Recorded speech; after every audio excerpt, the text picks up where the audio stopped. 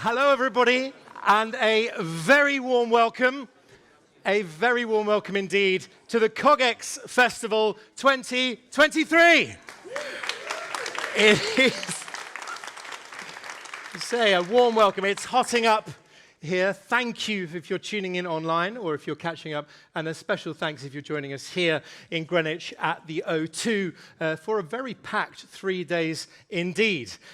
These sessions are billed as our intimate sessions, but we have an absolutely full house, so thank you for being here. I'm Oli Barrett. I'm co-hosting this stage for the next 3 days, so please keep coming back to have your minds blown and triggered off into all sorts of directions by a massively brilliant array of speakers. So thank you in advance to all of you, because it's our guests that make CogX what it is. So thank you. Our guest now needs little introduction. He is the author of Sapiens, of Homo Deus, and of Unstoppable Us. Indeed, he is a massively best-selling author across 65 different countries, 45 million books sold. He's also the co-founder of social impact company Sapiens, focused on education and on media. You will know better than most how vocal he's been on issues of current affairs, the emerging risks of AI, the anti-democratic coup currently happening in Israel, the COVID-19 pandemic, the war in Ukraine. He is also a professor of history at the Hebrew University of Jerusalem. It is an absolute honor to welcome to our CogX Festival, Yuval Noah Harari.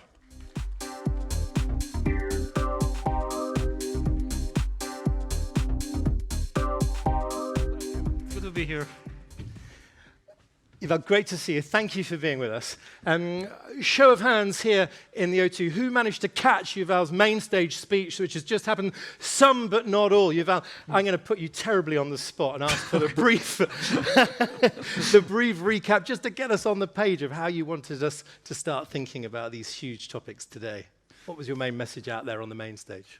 Well, that the rise of AI is a crisis like we have never seen before in history, because this is the first time in history that we have to deal with something that can make decisions, something that can create ideas, which is not human, which is not even organic. I think that AI really should stand for alien intelligence and not artificial intelligence. It's not necessarily evil or malevolent, it's just very, very different. And we have very little time to agree among us humans, how are we going to deal with this alien intelligence? So to what extent do you see it as a weapon of mass destruction, but not as we know it? Well, it could be used as kind of an old-fashioned weapon of mass destructions to create or control nuclear weapons, biological weapons, and so forth, but it can be used, or not only used by humans, it can itself develop in really unpredictable directions. And what strikes me is that whereas previous destructive technologies, like nuclear weapons, they threatened physical destruction of human civilization, AI potentially threatens social and psychological and even spiritual destruction of humanity by destroying social relations and trust between people, yes, and even by undermining our deepest emotions, fears, hopes. I mean, again, as human beings, we grow up as part of a culture, yes, and even our deepest desires and hopes and fears, they are shaped, yes, by cultural products. And we're preparing to welcome everyone's questions, but what do you say to the guest who says, Yuval, with huge respect, you're catastrophizing. It will be the single greatest thing to ever happen to humanity. I hope so. I mean, I hope it will be the single greatest thing. And it's so tempting because it has enormous positive potential. Yes, it can provide us with much better healthcare than we can even imagine. It can raise the standard of living of billions of people around the world. It can potentially solve the ecological crisis. It has enormous positive potential. This is why it's so tempting. But if we misuse it, this could be also the end of our civilization. And what we learn from history is that humans are not very good at using new technology. In the end, they learn how to do it, but there is a difficult transition period when we make many mistakes, and the magnitude of the mistakes we might make this time means that maybe we don't recover from our mistakes. Understood. Well, the scene is set, everyone. 25 minutes for you to ask your questions. Who would like to open the bidding? I'm going to go, because you're in a hat, it makes you very visible, and then we'll come diagonally, and then we'll go off in other directions. Please feel free to say who you are, where you're from, and you don't have to. That was a brilliant talk. Thank you so much. I'm Judy. I'm from Switzerland. So my mission is really to provide the tools to unleash human potential. And I've been working in that space for many, many years. And I'd love to know, from what you said, we're only beginning to understand ourselves and our own potential. So how do you think AI, alien intelligence as you call it, will help us to unleash our own potential and understand ourselves? Great question, Yuval. Do you want to do one at a time? You want another one? Well, I think we'll do one at a time. Perfect. So, and hopefully AI will help us understand ourselves better. But there is a great danger there that we will just rely on it to make the decisions for us or to tell us how to better ourselves. So the key thing is that to understand ourselves, we need enormous data. We need to understand just the human body, the human brain, how it functions. And we could never do it by ourselves. And now this technology can basically hack the human operating system, the human brain, our emotional systems. And this can go terribly wrong if it is used to manipulate people. So the big question is, how do we use the technology wisely, not to manipulate ourselves, not to control ourselves, but just to get to know ourselves better? That's the challenge. Next question. And I'm conscious these could be 20-minute answers, but please, right in the front row, and then I'm going to go right into the middle here. Please. Thank you. I would like to ask, you mentioned in your talk that we do not have understanding of how far we can go or how much potential we have in terms of our own human consciousness. Do we know what extent we can move forward? How much do we not know about the human consciousness? And what are the things that AI cannot tell us about us human? I don't think we know. That's part of the thing. But what is crucial is to understand the difference between consciousness and intelligence, because a lot of people, especially in the business of AI, they tend to mix up the two.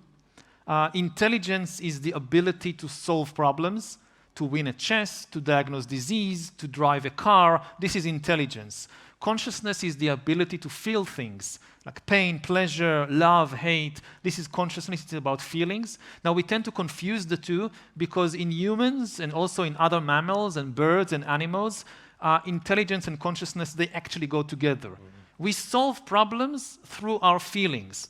Now, what makes AI so alien for us is exactly that. It has zero consciousness. It doesn't rely on feelings at all to solve problems. Its intelligence works in a completely different way.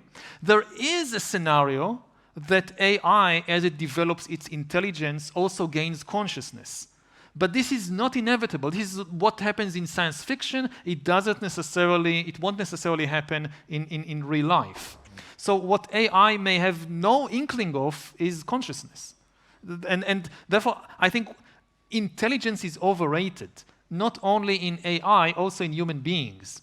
I mean, we are the most intelligent entities on the planet. We are also, at the same time, the most stupid and deluded and destructive entities on the planet. So just having a high intelligence, that's nice, but we need other things besides intelligence. On that, Yuval, you are famous for the extent to which you meditate, which suggests to some of us that your best thinking happens without any technology at all. Yeah, I try, again, that's my thing. I try to meditate 2 hours every day.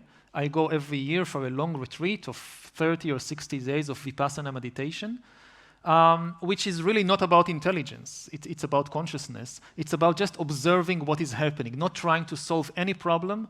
Just there is just one question: what is really happening? And that's mine. I don't want to kind of sell it as something that is for everybody. Other people find it with art, or with hiking in the woods, or with sport. But whatever it is that for you enables you to get to know yourself better, not to develop your intelligence, to develop your consciousness, then invest in it. Right, powerful. Thank you. I promised right down here in the middle here, if we just race across here in the white T-shirt, thank you very much. And then we're going to go right further back, sir. Hello, hi Yuval. My name is Muiwa. I'm the president of the Royal Institute of British Architects, the first black and the youngest. And I had a wonderful chance of actually seeing the main presentation. And you talked about institutions. Yes. And historically, we haven't been the most forward-thinking institution and being innovative. I just wondered, what shape does these institutions that you're talking about take? What is their outputs? And how do we organize in relation to adopting new innovative technologies, especially with AI? Well, many things to say. Institutions are not sexy, but they are the bedrock of human society. Human society, at least large-scale society, is built on institutions. Individual humans, that's great, but you can't build society on that. You must have institutions. What part of the problem today in the world is the collapse of trust in institutions, and we need to invest in that. And I would say the most important thing for any institution is to be able to admit and correct mistakes. That, for me, when an institution admits a mistake, that's a sign, oh, this is an institution to trust. The institutions, like the people who kind of say, we never make mistakes, we are perfect, we know this, run as far as possible from these kinds of institutions and people. Do we have the institutions we need? It can sound very grand to talk about creating a new one, but perhaps something is missing. We need to, at the moment, we need to create new institutions specifically to deal with AI, but they have to be created and to rely on the existing institutions. Whatever you think about the existing institutions, parliament or media, or whatever, these are the institutions we have. We don't have time to kind of reinvent the wheel. Let's go back to the drawing board. Let's kind of reinvent the whole economic and social system. We just don't have time for that. Right. I'll go over to this block here. I can see, how about just here in that sort of blue T-shirt there? Keep your hand raised, sir. Yeah, I see you. Thank you. Hi, Yuval. My name's Assad. I'm a journalist at Bloomberg. And I wanted to ask first, you mentioned AI supplanting human decision-making. Do you believe that if AI gets to a point where it makes decisions far better than human beings, that it should supplant humans, and that, in fact, it would be absurd for humans to make those decisions, things like driving a car, for instance? And my second question, if you have time for it, is who are the actors in the AI space that you think are the most and least dangerous in terms of nation-states, companies, Elon Musk? Okay, so when AI makes better decisions, absolutely. We should rely on the AI in healthcare, in driving. Again, I'm not for kind of banning AI or stopping all development, but when we give AI the power to make decisions, first it should be very clear that it's an AI making the decisions. It shouldn't be opaque, and it should be supervised by some kind of institution. Not just rely on it blindly. Who are the best and worst actors at present? It's difficult to say. The problem is not necessarily good or bad intentions. The problem is capabilities. That the most capable AIs are, in this sense, the most dangerous. And I don't think that AI is malevolent. It's just that when you have an extremely powerful entity with autonomous powers to make decisions and create ideas, and it's alien, It works in ways that we fundamentally do not understand. Now, maybe I'll take a minute or two to give an example of what I'm talking about. That people are drawn to examples like what is happening if somebody gives an AI an order to create a biological weapon, to design a new virus. This is scary, but as a historian, I'm more drawn to the scary scenarios of like, think of this financial system. How many people today understand the financial system? Think about the last big financial crisis in 2007-8. It originated with these CDOs, collateral debt obligations, that some brilliant mathematicians in Wall Street invented. Nobody understood what they meant. Nobody could regulate them. And they eventually brought the global economy crashing. Now, 5 years in the future, maybe we have AI that creates new financial devices. Again, financial devices sound much more boring than viruses, but they could be as destructive. So think about more and more people and companies giving AI the ability, which is happening, to make decisions in the financial market, to create new financial devices which are based on such complicated mathematics and so much data. No human being on earth understands these financial devices. Yeah. And for a couple of years, everything is wonderful. The shareholders are happy because they have growth and the economy is booming, and then one day the financial system crashes. And the presidents and the finance ministers, they come to the advisors and say, what's happening? And everybody says, we have no idea. Nobody understands these things. No human understands these things anymore. What happens to human politics when not a single human being, politician, banker, whatever, understands finance anymore? So it's not the kind of apocalypse you usually see in a Hollywood science fiction movie, but everybody who remembers the global financial crisis of 2008 and its consequences, just think what it means to give control to... Yuval, our guest will want me to push you off your diplomatic stance. Whose behavior troubles you? Again, I said the most dangerous is the most capable. It's not necessarily, I don't want to single out individuals, oh, he's a bad person, she's a bad person. It's just pushing for creating more and more capable things without understanding how to control them. Okay. That's the danger. All right, now the interest of getting on with each other for the next 12 minutes, we'll move on. Let's go here, hand nice and high in the air by that pillar. Thank you. Hi, thank you very much. My name is Katrina. So I represent here a technology consultancy. And my question is that I'm wondering, I think that the most uncertainty and fear actually brings the lack of understanding of governance for the AI, right? So I would like to understand your opinion on how do you think will look the best case scenario of AI governance and the worst case scenario for the AI governance in the future? Thank you. So the best case scenarios is that we can create institutions which have a public trust and which are living institutions that are capable of understanding things and reacting to them in real time. The idea that we can regulate in advance, that we can now understand, predict what will be the dangers of AI in 3 years or 10 years, and we can now do this legislative process and have the law, and then the law will take care of everything, it won't work. Nobody can predict it. So the best case scenario is these living institutions. The worst case scenario is that there is nothing, no institutions, no regulations, just an arms race. And this goes back, of course, to geopolitics. That, again, it's if the humans cannot unite, then the alien intelligence will definitely win. Because if we fight against each other and each camp, not even thinking I can use this to my advantage, I don't want to use it, but the other camp is pushing this forward, I cannot allow myself to remain behind, I have to do it, and then it's a race to the bottom. So many more hands I see. Why don't we go right to the back? I don't want to miss people off right at the back. There's someone in a black t-shirt there, and then we'll go to your neighbor after that and then sweep back round, please. Thank you for taking the time today, Yuval.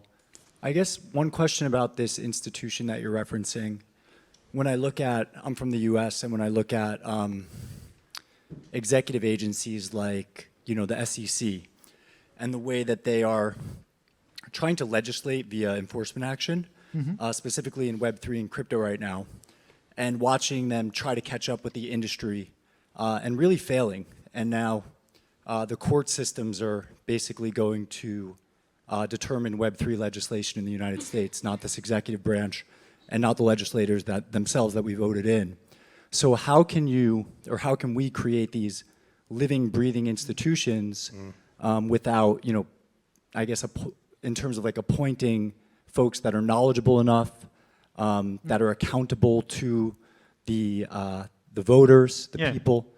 That's, in theory, this institution sounds incredible, but I think in practice we see these extra legislative bodies can often do more harm than good. Thank you. Yeah, so they need two things. On the one hand, they need the expertise and resources to compete with the private sector companies that are developing it. So there are ideas like, and again, a law that says that 20% of any investment or revenue, depending on model, in AI must go to these safety institutions so they can hire the talent and the technology to catch up with the bodies they need to regulate. I mean, I would not count on the companies to regulate themselves. On the other hand, very, very important, again, public trust. An institution which is not trusted by the public, in this sense, it's almost worthless and dangerous. So the institution should not just be accountable, it should be in constant touch with the communities, with the people who are actually on the ground affected by the AI, because often they know things that the experts in the ivory tower don't understand and don't suspect. So the institutions should be in close touch with these communities. Whether it will work or not, whether we can do it or not, I don't know, but this should be the goal. Okay, thank you. Lots of hands. I said 2 doors down, if you like, just a hand up stretched in the white T-shirt, and just 2 to the left, or to his right of the previous questioner. There we go, we're racing across to you there. Thank you so much. Thank you. I'm Chandni. I run an AI startup. Actually, I'm one of those people who are doing things that you are cautioning against, using AI to help make better financial decisions for institutes. And actually, at the risk of sounding almost contrarian to my business, the concern that I have, there have been so many technologies that have had unintended consequences, and we've recognized those consequences later, after we have deployed technology, right? And you already said that it is not possible to predict what dangers AI will bring, but we need to react. But the question really is, can we actually be more proactive about it? Can we build active defense against what might be potential unintended consequences of technology? And just one small example, and this might sound quite comical, but I was at a founders conference this weekend, and we were just talking about how we can use digitalization to enhance ideas, and 4 people out of 20 said, think of an idea and put it into ChatGPT. And it sounds funny, but what if we forget how to think in like 5 years? So can we think about those unintended consequences now and build proactive defenses? So for the people who build the systems, I would say 2 things. First of all, critical to teach AI to doubt itself. That this should be a critical point of any AI system developed in any field, medicine, finance. It needs the ability to gauge its own certainty and to doubt itself and to express doubt and uncertainty. That's very critical. The second thing is, when you build your business model or whatever, very, very dangerous, not only with AI, with every business. Some people have this idea that, okay, I'll be the head of my field, I'll make a lot of money and gain a lot of power, and then use my money and power to do good in the world, like donating to charity or whatever. And that's the wrong way to go. That don't make lots of money in a bad way and then donate some of it to do good. Make your money in a good way, and don't donate a single dollar. That the most important impact you have in the world is not your side business of philanthropic whatever, it's your core business.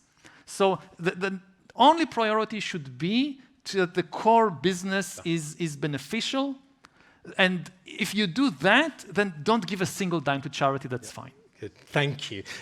Patient gentleman, maybe in a rucksack, or some very natty braces, I can't quite see. Hello. I would like to wind back a little bit to the Vipassana and the consciousness and intelligence question. A lot of the regulation and things like that sound a lot like collective ego protection, in the sense that we're just like, oh my God, we're going to lose control. We must fight against this. Like, no. What happens if we just watch it, see what happens? And yeah, the danger is there, but it's like the danger of anything else in life. You gotta let it play out. Otherwise, we might actually control it to a worse result. What do you think of that? Well, even though my practice on the cushion, on the meditation cushion, is that just observe. In the case of AI, I think it's too big a gamble, and we are gambling not just on our future as humans. We are gambling on the future, basically, of all life. And that's too big a gamble. I mean, we have not been the best custodians of life on Earth during our tenure as kind of in the driver's seat, but I've no reason to think that AI would be better than us. There are many reasons to think it will be worse. Again, simply because it's alien. It's inorganic. It doesn't have built into it the kind of limitations and the kind of concerns of organic beings. We still share, even with plants and amoebas, certain very, very deep processes and needs that AI just doesn't have. And when on that, Yuval, when you're thinking about the human superpower, Yes. where's your thinking got to? In what sense? I mean, What is our superpower as humans if we're thinking who will do what in the future? and our superpower has always been the ability to cooperate in very large numbers in a flexible way, which is in turn based on our imagination, on our ability to create stories. And this is partly what's scary about AI is that it hijacks exactly this power. AI is now capable of creating stories, which is the bedrock of civilization. So I think, for instance, we are very close to the point we'll have the first religions in history whose mythology was created by a non-human intelligence. Now, of course, every religion in history imagined that its holy books and scriptures were created by a non-human intelligence. Yes. But we are very close to the point when this will actually be the case. Will actually be the case. Okay. Thank you. And you weren't afraid to put that in your kids' book either, which was great. So Unstoppable, that was amazing and provocative. Right down the front, thank you for your patience. With 3 minutes to go, apology. Hi, Catherine Courtney. I work in space sustainability, trying to keep space safe and sustainable for future generations. And to the theme of CogX, about how to get the next 10 years right, you made the suggestion that we should be investing as much in building human capability as we are investing in building AI capability. Yeah. What does that look like? Great. That's a very big question. I don't think I can do it in like 3 minutes. 3 ideas. Maybe just one idea that whenever we come across a major problem, we don't say AI will solve it. That's a very dangerous way to go. If we don't know how to solve it, don't trust the AI to do it for us. That it can help us with our solutions, but don't trust it to come up with its own, again, alien solution, because the dangerous potential that it's just anything we can think of has within it the kind of inner limitations of organic consciousness. Something that comes out of a completely alien inorganic consciousness may sound like, nobody could think of this is wonderful, but it doesn't have these inner breaks within it. Thank you, Yuval. Well, we are literally in our final minute. Perhaps some final parting advice. The UK will host a summit in November at Bletchley Park on this theme. Your advice to anyone responsible or interested in its success in how not to make it a waste of people's time. What is your top coaching advice? This is a human gathering. Yes. In some so form. it should end with a resolution, with action, and not with, okay, let's set up a think tank and let's reconvene in 2 years or 5 years and whatever. The time is for action and not just for words.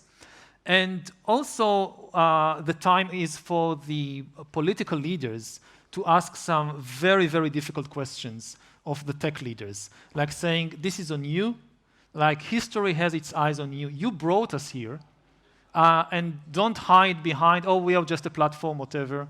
Like, it's on you.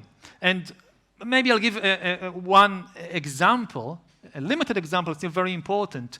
As we speak, the fate of Israeli democracy hangs in the balance in the Supreme Court in Jerusalem. And half my mind is right now there. And this is happening in more and more democracies. Democracies around the world are collapsing. The reason for their collapse is the collapse of trust between citizens and between citizens and institutions. Now, I don't understand, why is it that when we have the most sophisticated information technology in human history, humans have lost the ability to talk with each other? At exactly the point when, you can call anybody on the planet, stream anything, and people have lost the ability to have a conversation. And to have a conversation is not just talking. That's the easy part of a conversation. It's listening. Yeah. It's having some kind of trust. Now, I don't know. And I would get, like, the big tech companies' heads and tell them, you're the experts on information technology. It has to do with what you did. Otherwise, a huge coincidence. So put everything else you do on the back burner, the fly to Mars, the whatever, everything on the back burner. You explain to us, why is it that when we have the best information technology in history, people have lost the ability to have a conversation? It's a massive and important question to finish on. We are so grateful for your time, but also for your thoughts and your work over many years to come. Thank you very much indeed. Yuval Noah Harari, thank you.